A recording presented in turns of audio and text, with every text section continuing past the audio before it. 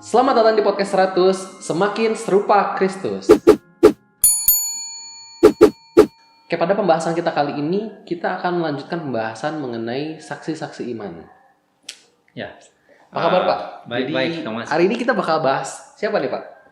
Kalau mengikuti urut-urutan dari surat Ibrani pasal 11, kita akan lanjutkan kepada Musa ya. Nah, yang terakhir kita waktu yang lalu itu membahas tentang Yakub, Yusuf ya. Ya. Nah, sebenarnya dari Yusuf ke Musa itu kan ada rentang waktu panjang sekali, Ya, mungkin sekitar 400 tahunan. Nah, sebelum kita sampai Musa, saya ingin sedikit kasih gambaran sedikit ya, Tom. Waktu Yusuf bersama orang Israel ada di Goshen, di Mesir, mereka kan mendapatkan privilege ya, mendapatkan keistimewaan tinggal di sana, gitu ya. Nah, ada apa sebetulnya? Saya sedikit baca-baca dari beberapa komentari dan latar belakang sejarah sekuler. Memang di Mesir ini kan yang namanya Firaun itu gelar ya, jadi ganti-ganti Firaun. Pada waktu Yusuf menjadi raja muda, Firaunnya itu mempunyai kebijakan, dia lebih toleransi kepada agama yang lain, kepada kepercayaan yang lain, ya, karena juga dia dari latar belakang bangsa yang bukan murni Mesir, gitu, secara politik ya, secara politik ya, seperti itu. Nah, ketika Firaun yang baru sesudah Yusuf, itu katanya memang terjadi pergolakan politik, ada pengambil alihan kekuasaan, sehingga dinasti yang baru nih yang muncul, yang dituliskan di dalam Keluaran pasal yang ke-1, itu kan kira-kira 400 tahun ya. Dinasti ini adalah orang Mesir murni gitulah ya, yang dan dia punya kebijakan dengan politisasi agama tentu untuk memurnikan orang Mesir, karena mereka melihat Mesir itu jumlahnya hampir seimbang dengan jumlah orang yang Israel yang ada di sana, sehingga dia takut. Itu latar belakangnya. Lalu kemudian dia menggunakan politisasi agama, dia mewajibkan semua orang Mesir dan penduduk di semua daerah wilayah Mesir itu untuk menganut satu agama tertentu, yaitu yang menyembah dewa matahari itu. Ya. Nah, itu kira-kira sehingga kita bisa melihat kenapa orang Israel itu diperbudak dan lain sebagainya. Ya, kalau di Alkitab waktu itu dibahas tentang kalimatnya cuma singkat, muncul seorang pemimpin baru yang tidak mengenal Yusuf ya. Oke. Ternyata latar belakang seperti tadi ya. Itu menurut catatan sejarah sih. Nah, lalu kita membaca bagaimana Musa kemudian lahir ya, itu di kisah Keluaran pasal yang kedua. Nah, penulis surat Ibrani ini melihat bahwa kisah Musa itu juga bagian dari perjalanan iman orang Israel ya, dan itu dimulai dari Musa ketika lahir. Nah, di ayat yang pasal 11 ayat yang ke-23 itu yang diceritakan adalah Musa yang masih kecil. Berarti ini cerita tentang iman orang tuanya. Atau kita baca aja, Tom? Boleh. Ibrani pasal yang ke-11 ayat 23 sampai ayat 26. Silakan. Ibrani pasal 11 ayat yang ke-23. Karena iman, maka Musa setelah ia lahir disembunyikan selama 3 bulan oleh orang tuanya, karena mereka melihat bahwa anak itu elok rupanya dan mereka tidak takut akan perintah raja. Karena iman, maka Musa setelah dewasa menolak disebut anak putri Firaun. Karena iman, ia lebih suka menderita sengsara dengan umat Allah daripada untuk sementara menikmati kesenangan dari dosa. Ia menganggap penghinaan karena Kristus sebagai kekayaan yang lebih besar daripada harta Mesir, sebab pandangannya ia arahkan kepada upah. Ya, nah ini jadi ada dua pokok yang kita akan bahas hari ini ya. Pertama itu ayat 23. Karena iman, Musa setelah ia lahir disembunyikan selama 3 bulan oleh orang tuanya. Nah, saudara-saudara boleh membaca kisah yang lebih lengkap di Keluaran pasal yang kedua ya, mulai ayat 1. Nah, di situ memang digambarkan bahwa Raja Mesir ini mengeluarkan kebijakan yang sangat mengerikan. Hmm. Semua bayi Ibrani, bayi Israel yang laki-laki itu harus dibunuh. Ya. Dan itu dalam rangka mencegah supaya lahir generasi yang baru dari orang Israel. Kalau perempuan nggak apa-apa, nanti perempuan mengawinkan dengan orang Mesir, misalkan nanti lama-lama juga akan berbaur, tetapi kan yang laki-lakinya orang Mesir gitu ya, benihnya Mesir gitu. Nah begitu juga dengan laki-laki yang sudah dewasa pada waktu itu kan diperbudak, banyak sekali yang mati, lama-lama juga mereka akan musnah. Bentar Pak, mau nanya, kalau misalnya kenapa kebijakan ini sampai dikeluarkan? Apakah karena kekuasaan Mesir itu merasa terganggu atau merasa takut tersaingi sama terancam ya? Karena jumlah orang Israelnya banyak, bisa-bisa lebih banyak dari kita gitu, kata si raja itu ya. Padahal itu biasalah bahasa politik ya. Bisa memang sesungguhnya ada tren begitu, bisa juga yang terlalu di blow up, dibesar-besarkan, karena raja ini memang sedang berupaya untuk membuat suatu dinasti yang kuat. Ya, biasa harus ada namanya politik, harus ada kambing hitam, gitu ya, harus ada pihak yang menjadi mengancam dan lain sebagainya, gitulah. Jadi itu yang terjadi memang. Tapi meskipun demikian, memang jumlah orang Israel bertambah banyak. Itu memang ya pada kenyataannya seperti itu. Jadi kita melihat orang-orang Israel yang laki-laki dipaksa untuk bekerja membangun kota-kota, dan yang ditulis di Alkitab itu mereka harus bekerja untuk membuat batu bata dan juga mungkin pekerjaan kasar lainnya. Pasti mereka banyak yang mati gitu ya. Nah, sedangkan perempuan-perempuan di rumah, mereka yang punya anak, bayi laki-laki itu dibunuh. Nah, di titik itulah kita membaca justru orang tua Musa tidak mau lakukan itu. Nah, tetapi ketika Musa lahir, kebijakan itu dikeluarkan begitu ya, dan pada waktu itu Musa harus dibuang atau harus dibunuh. Tetapi sebelum datang tentara atau siapa tetangga, mungkin Musa diselamatkan dengan cara dibuang di air sungai Nil ya. Nah, ini adalah sebuah tindakan iman menurut penulis Ibrani ya, menurut Alkitab. Kenapa? Sebab resiko yang diterima oleh ayah atau keluarga dari Musa itu hukuman mati loh. Ya, kalau sampai ketahuan gitu. Jadi sebetulnya mereka berani menanggung resiko untuk tidak membunuh, tidak membiarkan anaknya mati untuk melawan perintah raja ya. Nah, tetapi saya mencatat satu hal. Ini tentu saja ada aspek cinta kasih sayang dari orang tua dong, masa anaknya rela dibunuh gitu ya. Tentu juga ada semacam sifat manusiawi lah ya, yang melindungi dan lain sebagainya. Tetapi kalau kisah ini dimasukkan ke dalam barisan sebagai tindakan iman itu berarti memandang jauh ke depan. Apa artinya? Apakah orang tua Musa ini mengetahui kisah Musa di masa depan? Betul. Kita tidak tahu. Justru itu yang tadi saya mau tanyain. Ini iman siapa? Kalau iman orang tuanya, berarti orang tuanya sudah melihat bahwa Musa akan menjadi seorang pemimpin di depan. Atau bagaimana? Ya.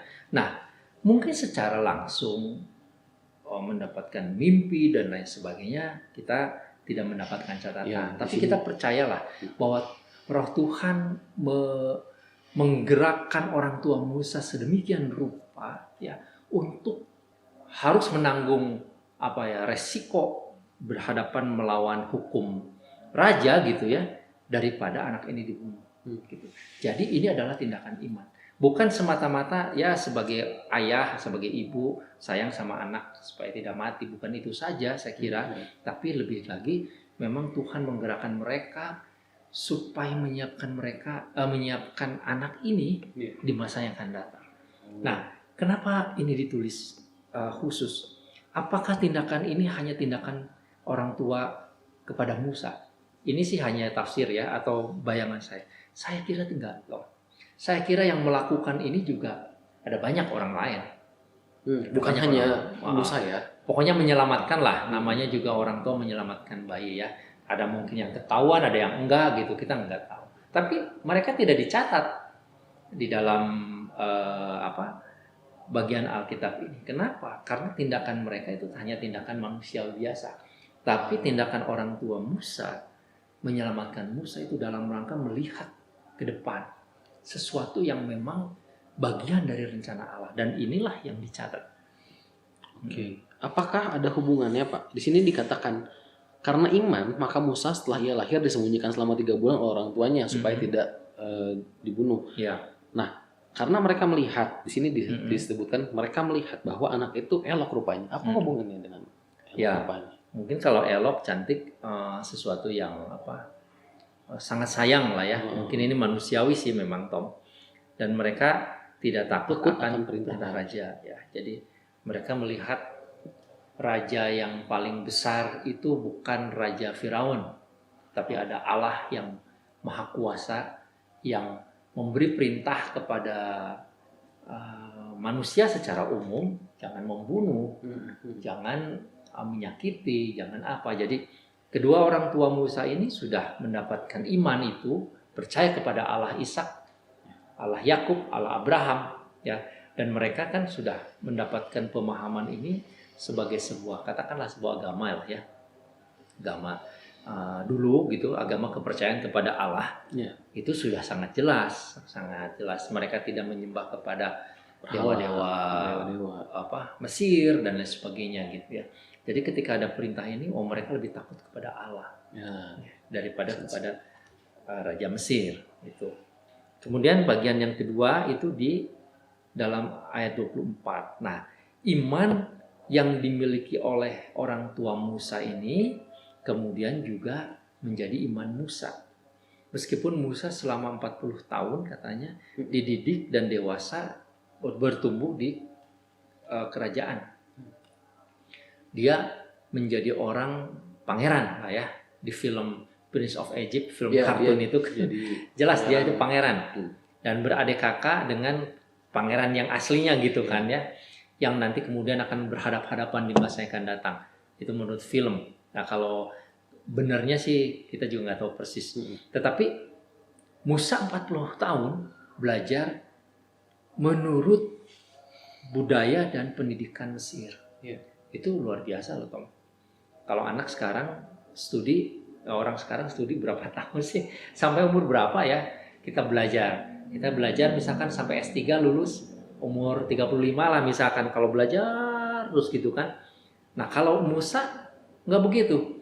Dia mendapatkan pendidikan terbaik di kerajaan, private mungkin, ininya pelajarannya, semua pengetahuan tentang Mesir dia serap selama 40 tahun. Jadi Musa ini memang orang paling, mungkin pada waktu itu paling pandai, paling punya pengetahuan di antara seluruh orang ya, karena memang Musa pangeran pada waktu itu. Dia orang yang paling mengetahui seluk-beluk pengetahuan Mesir apapun, mau politik, mau tata kota misalkan, ya mau semua pengetahuan yang ada pada waktu itu gitu. Tapi sudah dewasa, dia nggak mau disebut anak Mesir, anak putri Firaun. Ya, dia bahkan lebih suka menderita demi bangsanya. Ya, pada waktu itu akhirnya kan Musa sadar bahwa dia itu bukanlah orang yang dari keturunan Mesir. Betul, ya. Dan itu pasti dia sadar, dan dia sebetulnya adalah bangsa dari orang Ibrani yang dia perbudak pada waktu itu, atau yang negaranya perbudak. Dia melihat pasti dari hari ke hari bagaimana bangsanya itu diperbudak. Itu ada konflik batin, ya. Tetapi sampai akhirnya Musa memutuskan, saya berpihak kepada orang Israel, orang Ibrani ini karena saya di sana, berasal dari sana, dan saya percaya kepada Tuhan Allah orang Israel. Ya. Di sini kita lihat kalau misalnya 24 dikatakan karena iman maka Musa setelah dewasa, artinya setelah dia menempuh pendidikan, dapat pelajaran, dapat segala macam dari yang luar biasa baik dari Mesir gitu ya. Tapi setelah dia mencapai suatu kedewasaan tertentu, dia melihat bahwa oke, saya nggak bisa seperti ini. Sebenarnya hati saya ada sama orang-orang Ibrani yang Israel yang dijajah sama Mesir. Artinya berarti ada di dalam Tuhan ada momen di mana saat kita mencapai suatu kedewasaan baru hal itu terbuka. Kalau misalnya kita belum dewasa, hal itu belum terbuka. Nah, apakah berarti iman itu muncul saat dia sudah Tuhan dia udah dewasa, atau sebenarnya dari kecil mereka mungkin melihat itu gimana Pak? Iman itu dari iman yang Musa miliki ini muncul nih dari kapan sih Pak? Oke. Nah, ini yang menarik ya Tom. Kalau tadi waktu Thomas menyampaikan hal ini, jadi saya teringat kepada satu ayat di surat Yakobus. Iman tanpa perbuatan mati ya, atau sia-sia gitu kan dalam bahasa yang lama. Nah, pastilah Musa itu tumbuh di dalam pengaruh sekuler atau bahkan agama dan budaya Mesir di satu sisi, tetapi dia sudah ditaruh iman oleh ibunya ya, atau oleh keluarganya, khususnya ibunya pada waktu 3 bulan pertama, waktu masih disembunyikan. Lalu kan kemudian ceritanya ketika dia diterima sebagai putri Mesir, putri Firaun, kan disusui juga oleh ibunya pada akhirnya gitu. Sampai usia berapa? Sampai usia menyusui. Sebutlah misalkan 2 tahun atau 3 tahun. Nah, tentu pada masa itu Musa mendapatkan banyak hal, pelajaran, pengetahuan ataupun mendengar, diajarkan berdoa kepada Allah Yakub, Allah Ishak, Allah Abraham ya. Dan sesudah selesai dari sudah di istana pun masih kecil, jangan-jangan masih berjumpa dengan ibunya dan lain sebagainya, itu masih bisa terjadi gitu ya. Jadi memang kalau iman itu bertumbuh dari kecil, tetapi sebagai tindakan iman yang menjadi sebuah perbuatan itu ketika Musa memutuskan oke, saya harus mengambil sikap sebagai tindakan iman saya. Itulah yang dicatat. Jadi memang antara iman dan perbuatan itu tidak bertentangan. Perbuatan itu hanya hasil akhir lah ya. Bukti dari iman itu. Sebenarnya imannya pasti sudah tumbuh. Mungkin dari umur 20 tahun juga dia sudah gelisah barangkali ya. Umur 30 tahun dia sudah gelisah. Tapi kan belum waktunya, belum berani, masih bimbang, masih melihat, masih mempertimbangkan. Sampai pada akhirnya oke, saya ambil keputusan. Itulah iman. Dan akibatnya apa dari tindakannya? Dia menderita sengsara. Dia meninggalkan kesenangan dosa katanya. Dia mau meninggalkan segala kesenangan dosa, itu yang ayat 25. Lalu yang menarik di ayat 26, dia menganggap penghinaan karena Kristus sebagai kekayaan yang lebih besar daripada semua harta Mesir. Nah, tentu di sini Musa belum melihat Kristus seperti kita sekarang melihat Kristus ya. Tetapi memang karena iman, dia percaya bahwa kalau taat kepada Allah, mentaati segala kehendak Tuhan dan tidak terlibat di dalam dosa-dosa dan kesenangan dunia, maka itu lebih baik, itu lebih bernilai. Sama juga seperti yang Kristus lakukan gitu ya. Jadi dalam pandangannya ia akan mendapatkan upah yang lebih besar, yang lebih berharga, yang lebih bernilai daripada semua harta Mesir gitu. Jadi itu bayangkan Tom, semua harta Mesir, kita tahu Mesir waktu itu sangat berjaya ya. Wah, kekayaannya apanya. Sampai hari ini penggalian arkeologi kan menunjukkan, waduh, luar biasa ya. Topeng aja dibuat dari emas murni gitu. Luar biasa. Tapi Musa meninggalkan itu semua. Nah, itu yang kita bisa melihat. Jadi memang Musa melihat ke depan, dia percaya bahwa apa yang dia lakukan ini ada sesuatu yang memang Tuhan kehendaki. Iya. Di sini saya juga ngeliat sih Pak, di 26 ya. Saya jadi tahu apa sebenarnya imannya Musa. Ternyata inilah imannya Musa. Bersama Tuhan gitu ya. Biarpun itu dalam penghinaan, value-nya, nilainya itu lebih besar dibandingkan semua kerajaan Mesir Iya, ini. iya, iya. Hmm. Ya, dan ini pasti menjadi selalu menjadi tantangan buat kita setiap hari, bahkan untuk orang-orang zaman sekarang. Kita tuh selalu diperhadapkan sebetulnya kepada kemuliaan Tuhan dan kemuliaan dunia atau kesenangan dunia. Itu selalu begitu. Pertempuran kita itu melawan penguasa-penguasa udara katanya ya, roh-roh jahat di udara. Sebetulnya di dalam prakteknya kan kita tidak disuruh untuk menyembah Tuhan atau menyembah roh-roh itu yang kelihatan, kan tidak, tetapi hidup di dalam pengaruh roh-roh jahat itu, yaitu apa? Mengikuti, menikmati, cenderung untuk menyayangi, ya, mencintai dunia ini. Selalu begitu.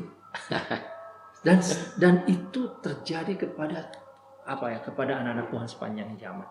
Nah, kalau kita melihat sikap Musa itu jelas ya. Oke, saya tinggalkan. Memang pada satu titik itu jadi berlawanan sekali sehingga harus dipisahkan. Nah, kita tentu saja dalam hari-hari bukan kemudian menjadi orang yang naif ya, orang yang fanatik sehingga kita tinggalkan dunia ini lalu pergi kemana. Bukan begitu maksud Tuhan. Tetapi secara nyata roh-roh jahat, kuasa iblis dan lain sebagainya itu menggunakan kesenangan dan kenikmatan dunia ini untuk mengambil kita sih. Nah, itu yang harus kita jaga. Saya jadi sadar satu hal sih Pak, Ya. tentang iman ya. Kalau misalnya kita bahas ya dari kemarin Abraham, terus udah gitu Musa sekarang gitu ya. Terus saya juga ingat beberapa tokoh yang lain. Ada satu benang merah yang mirip ya. Saat kita memutuskan untuk ikut Tuhan, lahir baru ikut Tuhan, Tuhan akan mulai memisahkan kita dari kehidupan kita yang lama. Seperti ya Musa ini gitu ya. Oh, iman saya bersama Kristus, biarpun dalam kehinaan saya lebih bukan kekayaan ya secara materi ya, tapi saya sama Tuhan, saya punyanya Tuhan gitu ya. Dibandingkan saya bukan punyanya Mesir gitu. Iya, gitu. Jadi saya melihat bahwa adalah satu hal yang wajar saat kita mengikut Kristus. Saya mulai dipisahkan dari teman-teman yang lama, dari pergaulan-pergaulan yang lama, mungkin dari teman-teman bisnis lama yang curang ya, mungkin ya ada yang pajak atau apapun itu ya. Jadi pasti begitu. Jadi ada resiko ya, dan kita akan dihadapkan terus-menerus dengan situasi seperti itu. Apakah kita mencintai dunia, tetapi kehilangan iman kepada Tuhan, atau kita mencintai Tuhan dengan risiko mungkin akan kehilangan sebagian atau sebagian besar kesenangan dunia. Ya. Tuhan pasti pelihara kan, jaminan Tuhan begitu. Tuhan pasti pelihara hidup kita. Kita tidak akan mengalami sampai kekurangan seperti gimana, tidak ya. Tetapi Tuhan tidak pernah menjanjikan kemuliaan duniawi. Sebab kemuliaan duniawi itulah yang seringkali dipakai oleh kuasa kegelapan untuk menggoda kita sehingga kita kehilangan iman pada Tuhan. Musa kalau waktu itu mau double iman gitu. Oke lah, kepada raja setia, tapi pada Tuhan setia, itu kan satu waktu juga satu titik dia harus memilih karena nggak mungkin. Nah, kita juga dalam hidup begitu. Ada saatnya, masanya kita dihadapkan pada resiko itu. Selama itu belum nyampe, mungkin ya seolah-olah kita nyaman dengan kehidupan duniawi. Tapi ada saatnya, saya kira kita harus berhenti ya. Sebab tidak mungkin kita secara penuh menikmati dunia, tetapi secara penuh kita mengikuti kemuliaan Tuhan, menikmati kemuliaan Tuhan. Tidak akan bisa. Itu dua area yang bertentangan gitu ya.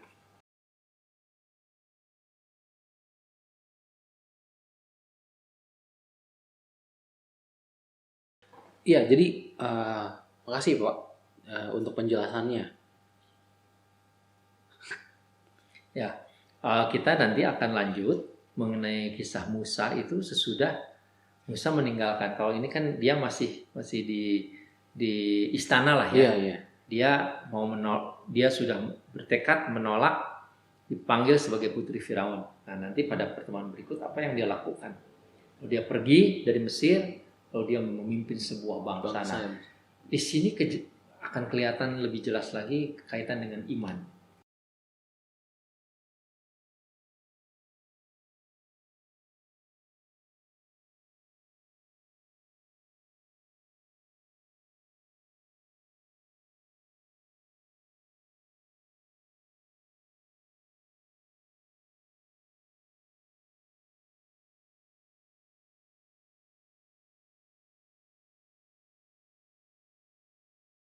Ya, oke, baiklah.